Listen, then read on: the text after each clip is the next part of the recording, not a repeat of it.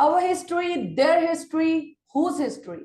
Diverse perspective enrich our understanding of the past. Hello, wonderful attendees. I'm your host, Dalvinder Kaur from lovely Professional University. Get ready to dive into today's topic, that is our history, their history, and whose history? Prospects in history. Before we proceed further, allow me to introduce the experts of the day, Dr. Tabish Hashmi, Associate Professor, Department of History, School of Social Sciences and Languages, lovely Professional University. With fellowship from esteemed institutions like UGC and the Khuda Baksh Oriental Public Library, Dr. Hashmi has made significant academic contributions. An author of 3 books and numerous articles, Dr. Hashmi has also worked as a consultant with the World Bank. Now I would like to introduce Dr. Parvez Nazir, Assistant Professor, Senior Skills, CAS, Department of History, Aligarh Muslim University. Dr. Nazir is a distinguished historian specializing in modern Indian history and print media with extensive teaching, research, and publication experience. He has guided the multiple PhD and MPhil students and actively participate in national and international academic forums. So now I would like to introduce Dr. Manvendra Singh, Associate Professor and HOD, Department of Government and Public Administration, History and Sociology, lovely Professional University. With over 15 years of experience in teaching, research, and industry, Dr. Singh has authored 4 books and published 65 articles. So now I would introduce the admission nominee also in this webinar, Mr. Bhuvan Sareen, Assistant Director at the Department of Tie-Ups, East 1 Region, with expertise in forging partnerships and empowering students through career counseling. Before we proceed further in today's session, I would like to request everyone for any questions you can write in the chat box or in the Q&A box, and same will be addressed from my side in the end of this webinar. And now I hand over the things to Dr. Tabish Hashmi, Dr. Parvez Nazir, and Dr. Manvendra Singh. And it would be an absolute delight to listen from all of you. Over to you all. Thank you so much. Is it my turn? Yes, sir, you can continue. Okay. So first of all, I would like to make one correction. And that is because in the banner, it is already mentioned, he is the professor, not assistant professor. So kindly rectify that. This is a grave mistake. Okay. Second thing, and as I have mentioned that he is the senior most one. So that has to be. Anyway, that will be rectified, I think. Okay. So, sir, with regret, I would like to start. First of all, I'm delighted to have you on this platform of lovely Professional University. And as we have discussed, that in this part, we will discuss about that what is the prospect of history under the banner of our history, their history, and whose history. So first of all, I would like to share some important insights over this one, that actually the theme has been taken from this part, from this perspective, that in recent times, that a confusion, an argument, a debate started, and that debate is related to that actually history is whose history. Somebody is claiming and trying to legitimize their position, their history as the original history. And that is the problematic one. That is becoming a reason of strife in the society, and the cohesiveness of the society is being lost. Therefore, we are saying we are presently organizing this kind of programs under the banner, our history, their history, and whose history. Actually, history is belonging to all. Every segment of the society is having its own history. Every family, every clan, every section of the society is having its own history. And that is very important. So presently, we are talking about that is the history of all. Now, I'm coming to, I think that my head of department, Dr. Manvendra Singh is also present. So a few lines I would like to, thereafter we will come into the question session. in which I will ask sir to deliver his expertise. As I have already introduced sir, that sir is the professor in the Department of History. Wrongly, it is mentioned here. Progress. Second thing, that many of the PhDs, about 35 PhDs under him has been already accomplished. So that is in his added to his. And the third one is that many of the assistant professors, those who are working in this university, are a student of sir. They have completed their PhDs. So it is our privilege to have this kind of figure, this kind of expert, this kind of, luminaries. And obviously, this will help the university and the student. And obviously, the spin-off effect will reach to the society for the overall inculcation of the idea of history. So now I am going to for a few minutes and thereafter I will come. So, sir, Dr. Manan, sir, please, because your words are very important, you are chairing, no, you are the head. So kindly, few words and thereafter we will start. A very good morning to one and all. Am I audible? Yes. Okay. Very good morning to one and all. And it's great that Professor Nazir Saab has been gracious enough to spare his valuable time to enlighten the participants, the students, and the joinees and the academic fraternity with regards to a very pertinent and important topic on our history, their history, whose history in the prospects of history, with specific reference to the importance and significance of history. So we welcome you, sir, at LPU. Thank you so much that you have been able to make it today and you have been able to join us. So we welcome you, sir.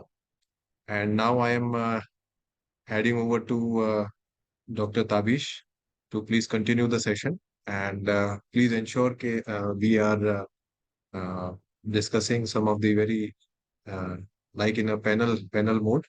So questions we will discuss, we'll try to interact with sir and we will try to get the maximum benefits for our students and the participants. Over to you, Tabish, sir.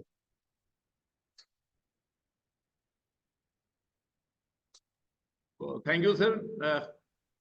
With your due permission, I'm going to start this session. And once again, with regret that instead of professor, it has been written wrongly, but that will be corrected later on. That is technical error. So anyway, that will be. So, sir, now I am going to put some questions and seek some opinions with regard to this one to sir. Professor Parvez Nazir Saab, to say a few words on this, and thereafter we will come to the question. Sir, actually, you have heard what we are saying, our history, their history, and whose history. So on this, we are seeking your opinion that instead of this one, this statement, if we are going to say that actually history is of all, history for all, history of all. So when we are saying this kind of thing, so by this way, we are removing the strife and we are cementing the cohesion that is existing, that is in society, in our civilization since the time immemorial.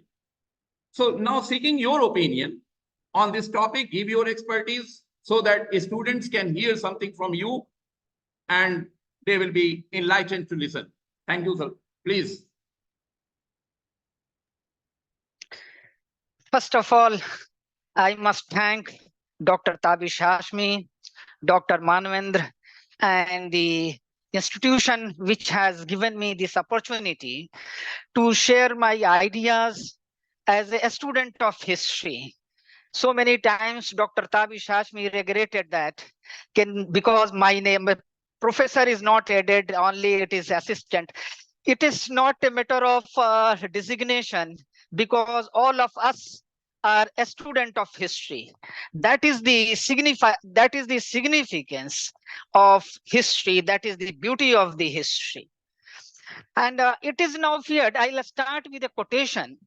It is now feared that history in the hands of conventional historians is in danger of becoming unscientific, unreasonable, and oblique. Therefore, history passes through many phases, many challenges. And from Herodotus, who is known as father of history, he was an excellent storyteller.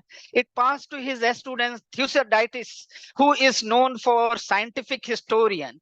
So there are turbulent phases in history writing, and Ranke is credited to make it a scientific, inaugurated an era of scientific history. So therefore, at present situation in 21st century, now some of the divisive forces are talking about our history, their history, and whose history. Romila Thapar has produced a monumental work on this. She argued on various aspects. I'll cite examples from the pages of history from our national movement, which prove that if this would happen during the 19th century, when the revolt of 1857 had taken place, then situation would have been totally different. In spite of the fact the British played a divisive role of divide and rule, but it is the greatness of the leader, it is the greatness of the people of this country, because they remained subjugated under the colonialism.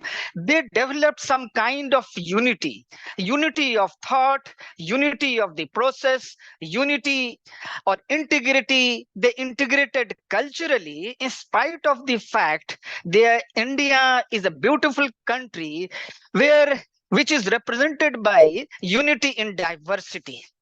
So here, the joint venture was to fight against the British imperialism. So therefore, we fought together, lived together, and that is why today we are living in a free India. If this would have been at that time, then the situation would have been totally, and still we were lagging and we were under control of the British imperialism. This is my opinion, what I have learned from the pages of the history while teaching history to the students. Okay. Thank you, sir, for your enlightening informations which you have shared with us and with the students. But the most enlightening one, that is very practical one, that you have said that designation doesn't matter. So that is more enlightening, I think. And it has proven that genius doesn't take care of these kind of things. So Churchill has rightly said that petty minds always affected by petty things. So, sir, by passing all these kind of things, now we would like to, on behalf of many students, because I have asked some questions to them, that what is their opinion with regard to this one. So I think whatever you have spoken will be enlightening for them.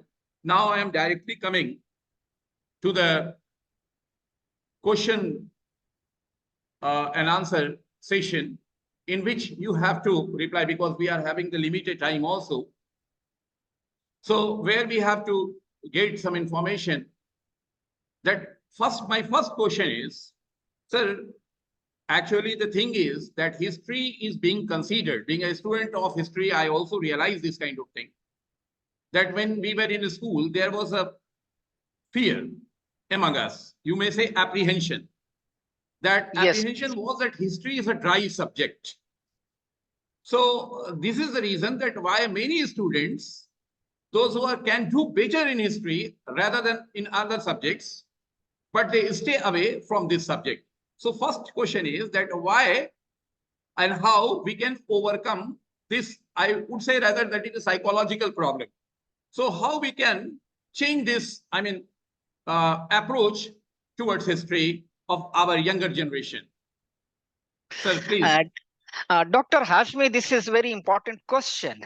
the most of the students in the universities and colleges are being confronted with this issue and with this challenge. And I think what I have learned from history after teaching so many years, that history is a very interesting subject. It is not boring as the students considered. And they too are right, because they consider history remembering and memorizing dates, memorizing the name of the places.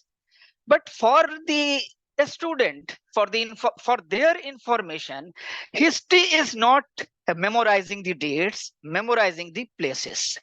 History is very important in the sense that history is the memory of the past. The importance of history is what the brain or the memory in the physiology and anatomy of the body has. And since some of the faculties, some of the teaching community, teaching fraternity has made it a very disinteresting subject for the student. But I think if students take examples from the pages of history, if we'll change our approach according to the change of the time, according to the change of technology, now we are living an era of information technology where artificial intelligence is coming, data analysis is coming. So therefore, the methodology should be changed. And methodology should be incorporated, which make history more interesting to the student. I'll give an example. For example, it is very difficult, complex topic for the student to understand drain of wealth. Similarly, the deindustrialization in the 18th century, 19th century particularly, it is very difficult. But with the changing tools, changing technology, we can introduce and we can make history more interesting to the students by quantification of history. What does quantification means? Quantification means a study of history in the light of statistics, because the students don't have much time. They want some ready-made things, basic things from where they could draw a conclusion. So now Dada Bhai provided a data. Now it is up to our generation of historian to quantify it, to provide, to explain the drain of wealth in the context of pie chart, bar grams, and making comparison year to year, so that students, not only students, a layman, the citizen of the country could understand how India was being drained. What was the percentage of drains at the time of Battle of Plassey from where it started, and now till 1947, how much amount was being drained. Again, if we can simplify it further, for example, every student of history can understand by way of per capita income, because it signifies the standard of living.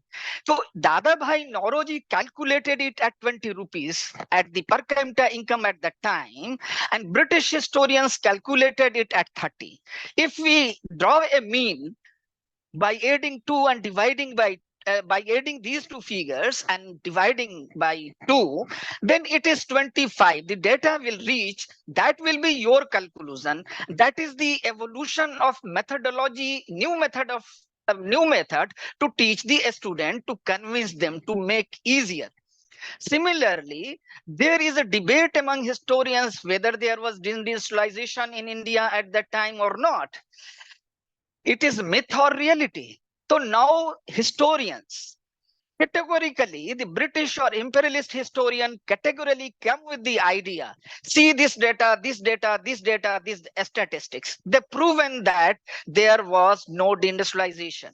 But Amya Kumar Bagchi, many other historians, Daitmar Radharman, Shekhar Bandhopadhyay, and more recently, more historians come with the data. Kitson Clark, an American historian, with this quantification methodology that see the number of the people who were working with the industrial sector, now the percentage was drastically declining. That shows there was decline in the industry. So by this method, by using technology, by using statistics, we can easily explain our students how history is interesting. For example, now every multinational company is trying to come here and have their foreign direct investment here. Why? Because they have studied our history, because they have tried to study our history, because to understand the mentality, because to understand the psychology of the people. In India, basically, we have a very competitive psychology. If someone has a mobile, this mobile, Apple, now we must have this mobile. This is the competition. That is why they are going through our history to understand mentality. If we can say that after reading the mentality, our psychology, how the Indian peoples are divided into the regional identities, not the Indian identity, taking this, the British continue to rule over centuries. Once this identity of Indianness was infused in the mind of the Indians, then Indians realize that we are Indians. It is we, the people, are deprived of political rights, our social rights, our economic freedom, economic rights. Therefore, they come together and they fought against together. So here we are supposed to create some sense of oneness, some sense in the context of the nationalist movement, national freedom struggle, to make the student understand. And another point is role, identify role model. For example, if we are teaching Bhagat Singh, so then request them to go and see the movie that was produced, many movies on Bhagat Singh. I'll give an example to make history interesting by taking the student to the museums, by taking the students to different sites. For example, if we are teaching some archaeology, and if you are not taking our student to the archaeological sites, then this will not create interest among the students. Similarly, if we are teaching students some on numismatics, so therefore, they must be taken to the museum, Birla Museum. So many museums in the country, even the libraries possess very rich kind of museums. Then show the coins, dating, and ask them to identify which kind of information you can derive from this. So a student will say date is here, so we can say that during this period this coins was minted, the name of the ruler is there, the figure of the ruler is there, Cajula cadephasis, you can say what are the dresses they are wearing, what kind of ornaments they are wearing. So all these, for example, there were some Muslim rulers who brought the coins on the one side, their figure was there, on the other side some Devi and Devta's figures were there. So this shows how they are respecting each other religion, each other sentiment. So this will create certainly some kind of interest among the students. I think so a student might have got my point. Thank you, sir, for your wonderful enlightening informations which you have shared with us. And you suggested different means through which we can make this subject not only interesting, but also easier. And the age-long perception with regard to the history, which is basically responsible for keeping away the children, the young kids towards this subject. So in the changing scenario, as you have already said, that we have stepped into an era of advanced technology that is called artificial intelligence or AI. I wish to know that because there are many students who may not be interested in history, but they are interested in science and technology. And they are very much, I mean, even of engineering background, there are many students, but they are not students, they are not taking seriously history. So when technology and when we are talking about the interdisciplinary approach, how these technologies can be applied to these subjects, I mean, to my subject, to history, to ensure that maximum participation of the student can be done in this respect, in the changing scenario of globalization, in the changing scenario of science and technology. My question is, sir, so please. Even Tabish sir, if you allow me, I also have some relevant point to make here. You are saying a lot, you are all in all, so you have to just let Thank me you. finish this one and thereafter. So sir, please answer of my question, and thereafter my head will ask some questions. Again, Dr. Tabish put a very challenging question, because he argued that how the technology, and particularly the new technology, is going to shape our future. How history is helpful in that context. Now, I'll give you two examples to make students of history to understand this. Dr. Tabish Hashmi, or all of us know, water is the common thing. It knows no religion. It required by every civilization, everyone, isn't it? And now there is a water crisis. Now there is a prediction from the philosophers, political ideologues, historians, economists, that the Third World War will be fought on the issue of water. So water is very important. Water is dealt by technocrats. Water is dealt by bureaucrats, the policymaker, decision makers, isn't it? Now the question is, how to conserve water? Now all the governments of the world are pursuing their respective governments or addressing this issue, which is this has become increased to the level of crisis. Now, in this context, I would like to say that in our country, while formulating the water policies, the policymakers are concerned, are studying history from centuries back. They are studying how the people of Harappan civilization conserve water. How later on all these civilizations conserve water. I can name Chola dynasty. They have a separate committee on water for conservation, for irrigation purposes. Now in our country, water is mostly being misused, waste. Now in this context, now the government express is concerned. They are studying how water was being harvested by the rulers of Golconda. By taking this water to such a hilltops, what are the technology? What were the methodology? Now they are studying this.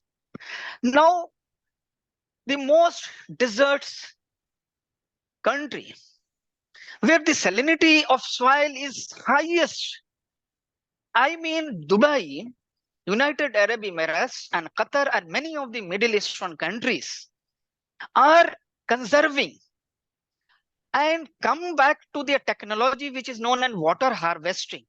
Through water harvesting, they reach to that level where greenery is everywhere. But in our country, this harnessing of the water, treatment of the wastewater is not being taken seriously, but fortunately the government of India is taking. So it is the subject, how the ancient people, how the Delhi Sultan, how the Mughals, and later on the British developed the technology, very indigenous technology, to to save the water, to treat the water, to rain, how they harvested the rain, how they tap the rain water for longer use, for drinking water, or for you can say that the irrigation purposes. Dr. Tabish, in this context, in a very brief manner, I can give you another example. Now we are living in an age where wars are imminent. Why wars are imminent? Because defense technology, economic interest is there. So to keep war technology improve, it is very interesting fact which I am going to share as a student of history while teaching during whole my career. Tipu Sultan in India is credited for developing, inventing a very indigenous kind of rocket. You will be aware, this a student of history will be aware. Now, during the third Anglo-Mysore War, during the fourth Anglo-Mysore War, 1792 or 1799, it was being used. What I want to convey, that technology was taken away by the British. They studied it and they developed whole mechanism after studying how Tipu Sultan and his men invented or prepared or made this technology so effectively that could be launched 1000 range achieved. Now similarly, this technology was being studied by the British by the engineers and the professionals, and they developed that kind of rocket that was being used during the Napoleonic War and afterwards, and they continued it developing. Therefore, we do find that when APJ Abdul Kalam developed his missile, who is known as Missile Man, so now this Missile Man, while speaking, he said that the inspiration he derived from 18th century ruler. So therefore, history in this way shaped the future. Now we are conserving, harvesting water, taking the example from the remote ancient, remote medieval. Similarly, technology, what I shared, how the Tipu's technology was being used by the Britishers and how this technology was being utilized, studied, advanced, and it was developed into what is missile technology. There were so many examples, but paucity of the time here, I have shared only two ones. Okay, thank you so much. Definitely the information which you have shared with me, I will share with my students in the classroom also, that in this way. Now I am going to hand over Yes. To our HOD, Professor Manvinder Singh Saab, that he will deliver. He will have to say something. Put some. Okay, please. Thank you so much, sir, for the information that you have shared. While discussing, while you were explaining this, one point is coming to my mind that history is an evolving discipline and it is still in the stage of evolving. Every now and day, we see some new changes are being incorporated. If we see the other universities, if we see especially the Western universities, we see the way they incorporate these changes, like Dr. Tabish has highlighted, and you have very well explained about the integration of this artificial intelligence, the integration of this technology and technological development into this domain. So one question which is coming to my mind is, what kind of, you have mentioned, sir, museums, you have spoken about archaeology, you have spoken about numismatics. What are the other emerging fields in the domain of history as a specialization or as some kind of new innovative field, which our students or which the students would like to, learn more from the, and how it will be different from the traditional domains or the traditional specializations that were covered earlier in the field of history? So, Again, a very challenging question and very important question you have asked, and many questions that involves in your one question. Okay, how the technology, how the new areas, how the new fields we can introduce to our students to make a student more history friendly, so that they exactly. could history friendly, they should come, they should opt. Now in the past, earlier I told you that history is in danger in the hands of the conventional historian, because it's becoming more unprecise. Unprecise is important because we are living an era where people have less time for study. People want more and more ready-made materials on YouTube, on Google, on Wikipedia, and from there they are just having some kind of information and going to the class or writing their answers. But since you asked the question that how from the traditional approach, how we should. So earlier I told you that the new tools we must apply for that. What are the new tools? There are more philosophical aspect of history writing. For example, postmodernism, post-structuralism, post-truth, all the literary movements which have impact. But students are hardly interested in these philosophies. The jargon of the words, they are not interested. What they are interested, a kind of history which can easily be understood, and how they could be able to understand it easily. It is up to our generation of our teacher to make history by simplification. Suppose if we are teaching,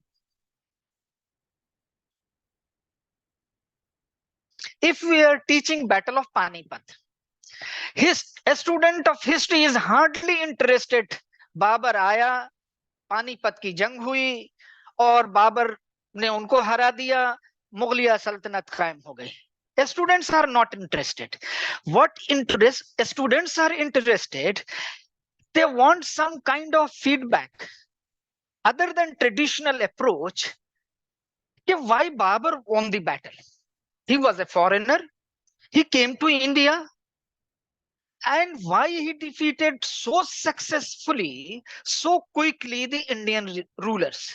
So they wanted to know the reasons, the ready-made answer, which a student of history as a teacher failed to make them or inform them. Here, the multidisciplinary approach is required. What is multidisciplinary approach in the Battle of Panipat? The knowledge of technology, the knowledge of geography, the knowledge of war strategy. These are the important. See, a student are more interested to know why Babur won so quickly. So let us explain them. He won because he came from Central Asia. He brought with him the technology which was not known to the Indians. So here the technological advances. To say our technology was obsolete, it is not. Our technology too was very advanced. But Babur men studied our technology. Indians on the our side, we could not read the Central Asian technology, what technology they are using when we confronting in Battle of Panipat. So lack of reading habits, lack of knowing, we are not interested in America's history, but Americans are very much interested in our history. They are very keen to know our culture. They are very keen to know our political system. They are very keen to know about our identities by which we govern. For example, I am a Muslim. I am being governed by my identity. A Dalit is governed by Dalit identity. A upper caste Hindu is governed by his identity.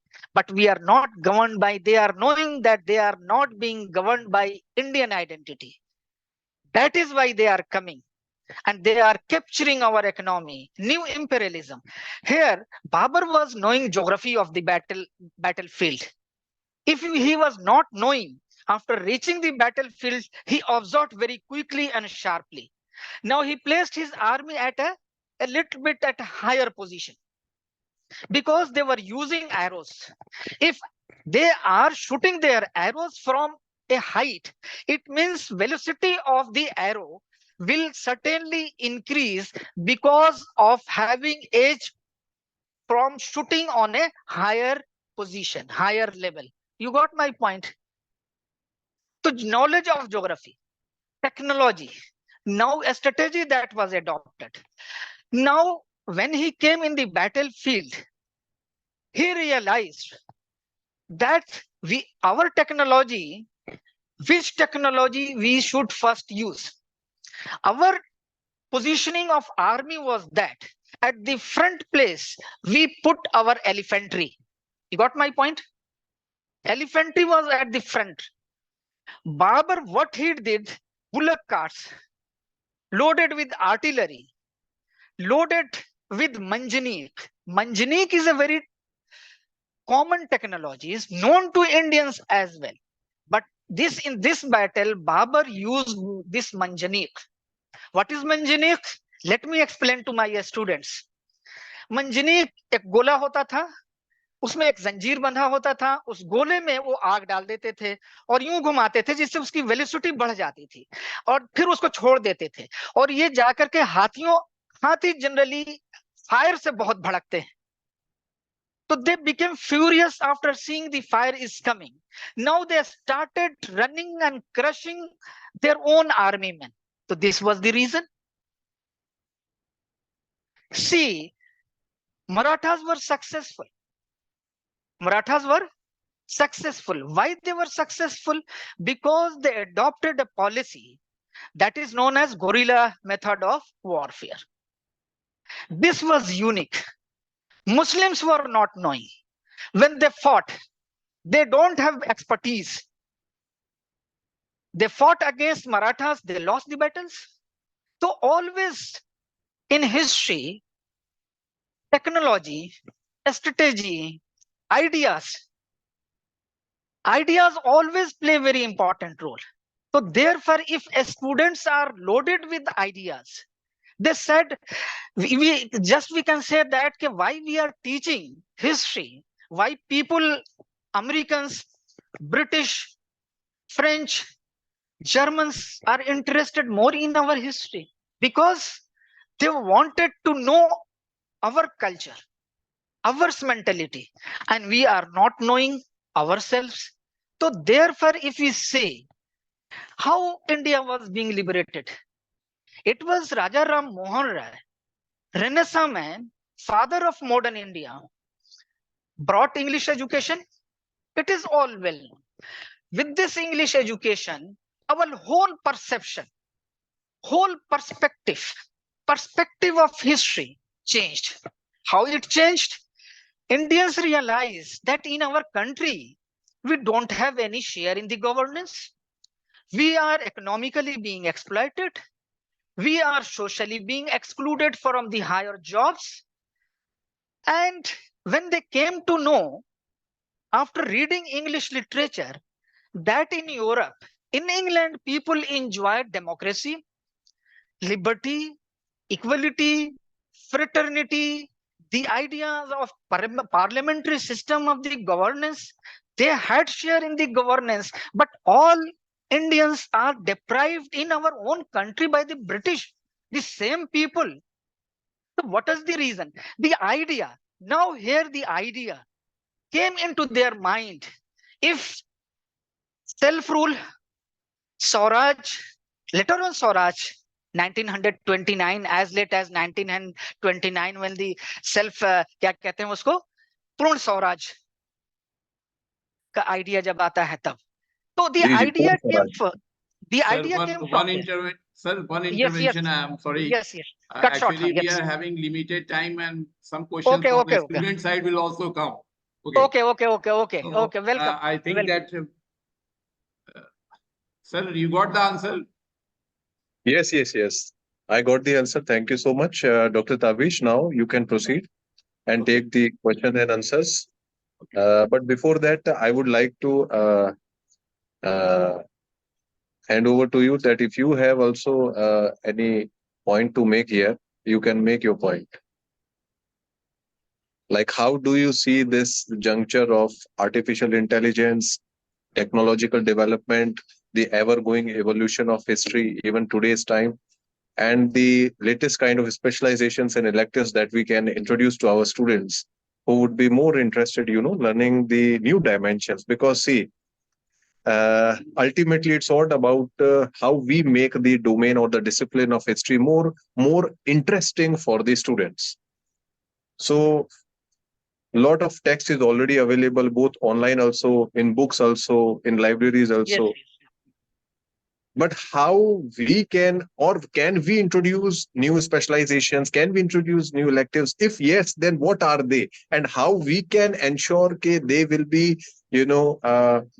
not ignoring what is already there, the existing, but also how it can be integrated in that new latest emerging developments, whether it is artificial intelligence or whether it is some kind of new evolving things which students need to know. okay. Yes, over to you, sir. See, very in short, I'll answer this question. See, we are living in an era where we want a job. Our Yes, priority. Earlier, it was a tradition. इल्म बराए इल्म, हम जानने के लिए सिर्फ इल्म हासिल करते थे. लेकिन today we are getting ourselves educating because we want to have a job, a place in the market. If you don't have any job, then हमारे कोई वक़्त नहीं है family में, society में. So absolutely, absolutely. every student want, what is the use of history when this is not going to fetch any job in the market? Why we Yes, should study history? That is the attitude is being developed day by day, and it is becoming more fatal for our subject, which is so important, so relevant. yes, So yes. now we should integrate our subject with some professional courses. For example, I'll give you example.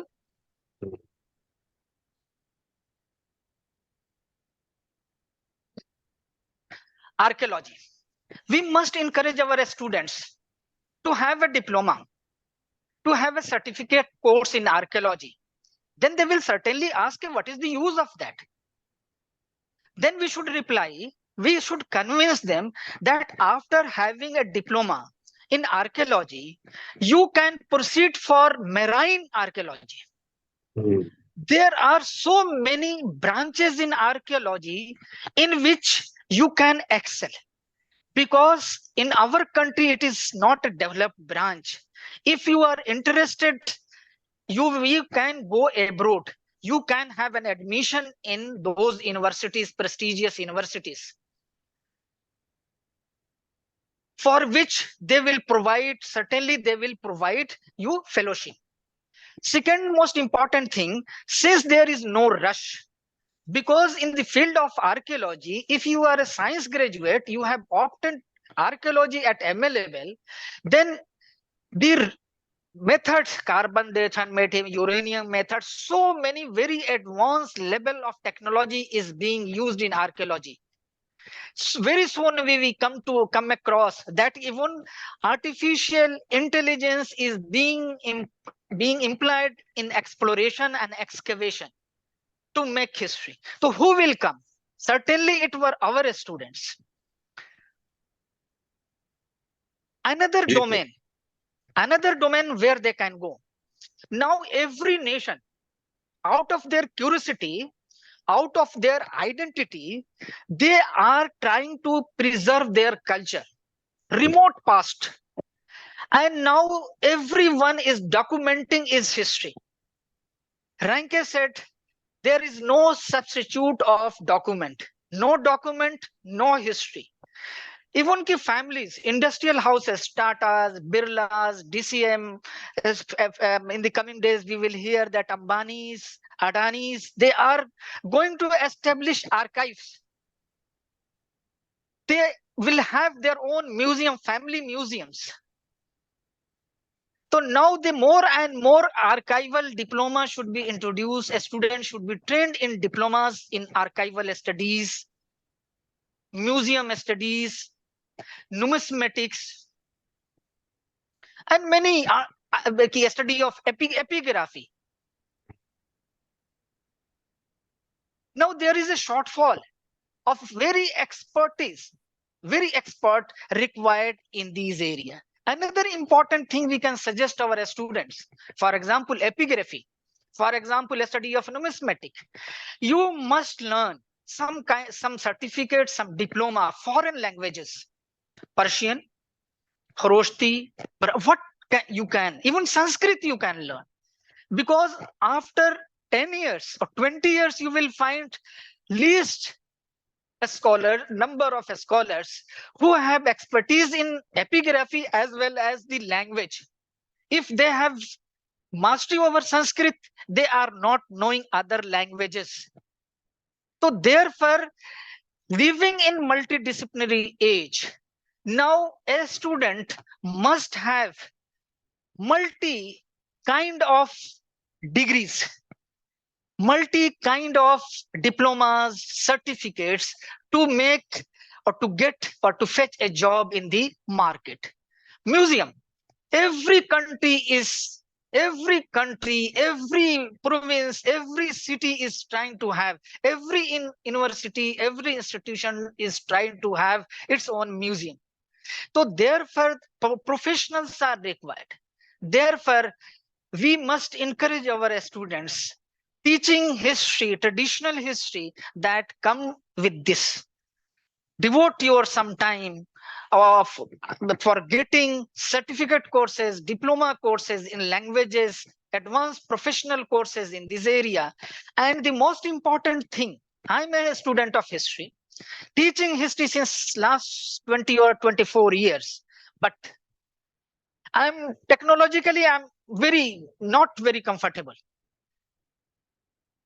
So therefore, today a student must know each and every technology that was being introduced. Data science, for example, it is a pure domain of computers, a student. Yes, very important. But the interpretation of data, they must know how to interpret drain of wealth by applying the data, a statistical data that is available. How make a history precise? Now this is also a question of precision. तो history को precise करने के लिए भी जरूरत है ताकि student में ये क्यूरियोसिटी डेवलप हो कि why we should study history. You are a technocrat, you are engineer, you are a doctor, but reads a few pages of history because it is a question. अगर आपको history नहीं आती है और आप अपने हिस्ट्री एंसेस्टर्स की history नहीं जानते हैं तो you can't take pride in our. After the excavation of Harappan civilization, the whole perception, thinking process of the people changed, because in remote past we have that kind of a developed civilizations. Sir, one more intervention I am seeking. Yes. Sorry for that. Now we are running very fast. I mean, the time. Okay. So, some students are waiting for some questions. Yes, so, students, if I'm audible to you, then some questions you may can ask. Yes, welcome. Students, those who want to ask some questions, otherwise, whatever the questions you have sent to me, I will read that question before, sir, so that it can be finished as soon as possible. Okay. So, sir, one question is coming. That is from Anup Kumar. Okay, welcome. He's MA student. He is saying that my region, he is from Sikkim. He is saying that my region has not participated in the freedom struggle. So how I can understand my history and how it can be considered that our history? It is very, this is the curiosity. Out of curiosity, the student has asked this question. At that particular point of time, to say that Sikkim did not participate in the freedom struggle. Gentlemen, it was known, entire region was known as Northeastern region. Nagaland participated. We know the Rani Gadelu, who participated in 1857. During 1857, she revolted that time, not direct participant. But we have Assam, Manipur, the people of this region. As a whole, this is the region. When we talk about Bengal, it doesn't mean Bengal. It means whole of Bengal, Eastern Bengal, Western Bengal, Bihar, and Odisha. Similarly, to separate Sikkim from northeastern states, it is your problematization of history. To say why you, what to know about what you want to have with this nationalist movement, this is not correct. Because if you will examine, if you will study, then you will find how the people of that region associated with the nationalist movement, how they provided leadership, how they joined Gandhiji's. And so, for example, in Assam, that was the part of the northeastern region. Today, Sikkim, of the people of the Sikkim did not participate. I think it is not true, because Yes, from far-flung areas people come. When the Quit India movement, when the parallel government was being formed, so therefore try to look at, if not, then forestry is very important area. Environmental impact, how the environment has impacted the history of your region, the culture of your region, that will be very interesting thing. I think that we are running out. So one more question I am just putting before you. Yes, yes. One student, Saima Shoker, she is saying that history can change our perspective on current social and political debates. Only in 2 lines, please. History can change our narrative or perspective on social and political debates which is going on at present. Yes, history can change our perspective. If we take the example of the nationalist movement, Khilafat movement, non-cooperation movement, civil disobedience movement, and Quit India movement, latest one. If we can take the example of famines, a starvation leading to death, the management of pandemics, I'll give you the recent example. How pandemic or how famines kept on visiting during the British period, how it was being managed. It was very challenging to the life of the people. How life was saved. Taking a lesson from that, what government has done during the pandemic, COVID-19, see the contribution of the people, how they come forward, how they united together, how they worked together, how they distributed food, how they distributed clothes. Why? It was because of the legacy they carried from the past. That inspired them to work together without considering the religion of a particular person, without considering the caste and communitarian or gender biases or the regional biases. That a lesson we can take from the pages of the history. Okay, thank you, sir, so much. We are having so many questions, but at present we cannot take. But one book I would like to show to my all students that how the Westerns are interested in Indian history, civilization and culture, Orientalism. Okay, so when you are studying all these, you can understand that how Western are interested in our culture. Definitely, it shows the way, and by this way we can understand that what is the significance of. Anyway, we are very thankful. I am very thankful to you that you have given us this enlightening informations. For me, it is very beneficial. For the university and for my student, it is beneficial. Now I'm going to hand over the mic to my head of department, because he will have some words and thereafter we will conclude.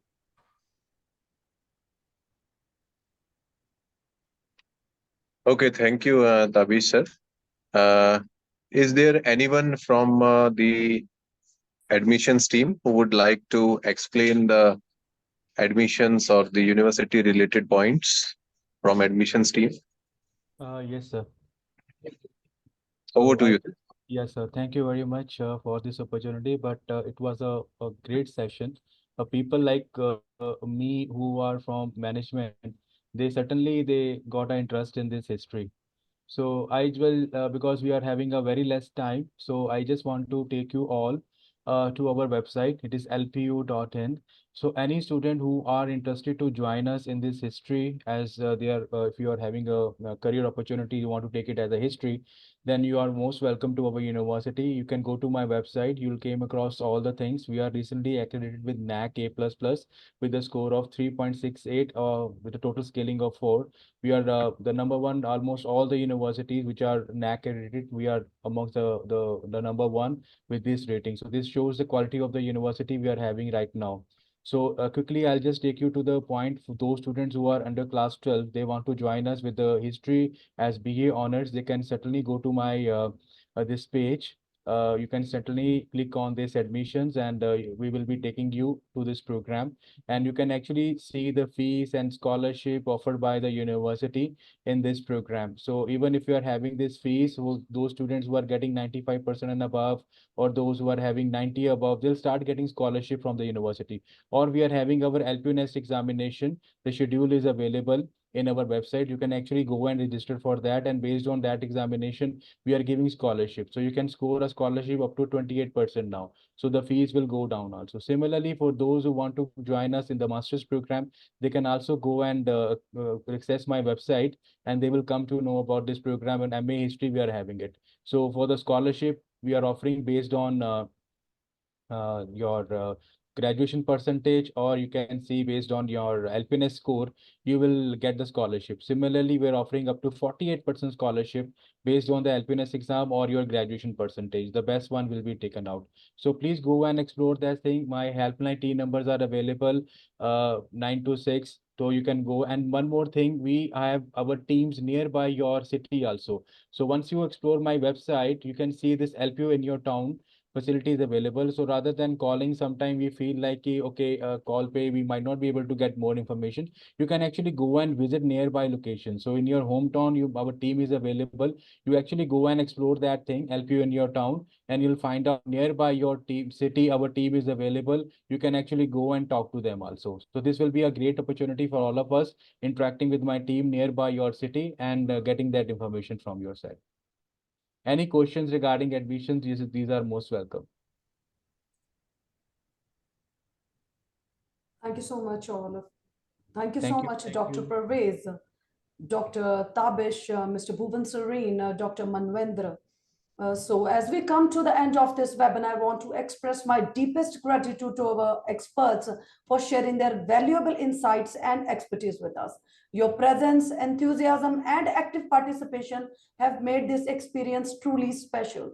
Hopefully, the attendees found this webinar to be valuable and will be able to utilize the information for better decision making regarding your admissions. If anyone wants to access this webinar, they can visit our website, that is lpu.in, or can be accessed on YouTube also. Stay connected with us for future webinars. Until we meet again, with the permission of my seniors, I would be signing off this webinar. Take care and goodbye. Have a nice day. Thank you. Thank you all. Thank you so much.